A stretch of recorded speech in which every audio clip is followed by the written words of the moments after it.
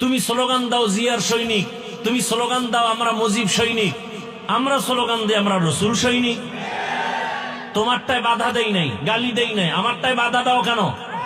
চামড়া তুলে ফেলা হবে, সোজা কথা। আল্লাহ হেদায়াত দান করুন। তুমি মুজিব সৈনিক বলো, কোনদিন গালি দিছি? আমার জানা মতে কোনো আলেম গালি দেয়নি, হয়তো বুঝের মাধ্যমে দুই একটা কথা কেউ বলতে পারে।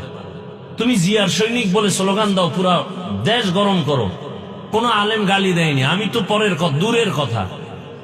আমরা মুসলমান, যার ভেতরে ঈমান আছে সে বলবে না রসুলের সৈনিক? সে বলবে না আল্লাহু আকবার? সে বলবে না নারায়ে তাকবীর? সেখানে বাধা দিলে হাত ভেঙে ফেলা হবে। আমি কি বলছি আমি চরমনের সৈনিক, তাবলীগের সৈনিক? কেউ যদি বলে থাকে আমি তার পক্ষে নেই। আমার জীবনের মূল ইসলাম, আল্লাহ, রসুল, কোরআন, হাদিস, খালাস। সহজ কথা, পেজগো সারা কথা। সব বিষয় আপোষ হবে, এখানে আসলে কোনো আপোষ নেই। নামাজ পড়েন না, সালাম দিব, বুঝাবো। যদি বলেন নামাজ পছন্দ করি না, লাঠি রেডি। নামাজ পড়েন না বাট আপনি মুমিন, নামাজ পছন্দ করি না তার মানি আপনি বেঈমান।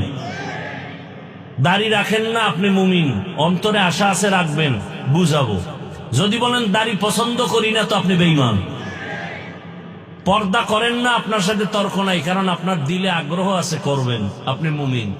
যদি বলেন পর্দা পছন্দ করি না, তার বুঝানোর কোনো রাস্তা নেই, আপনি তাজা বেঈমান। আপনি ইসলামের কোনো রাজনীতি করেন না, আমিও করি না, কোনো দলে আমার নাম নাই, এটার জন্য আপনার সাথে তর্ক নেই। বাট ইসলামে যেটা আছে এটাকে আপনার সমর্থন করতে হবে। যদি বলেন পছন্দ করি না,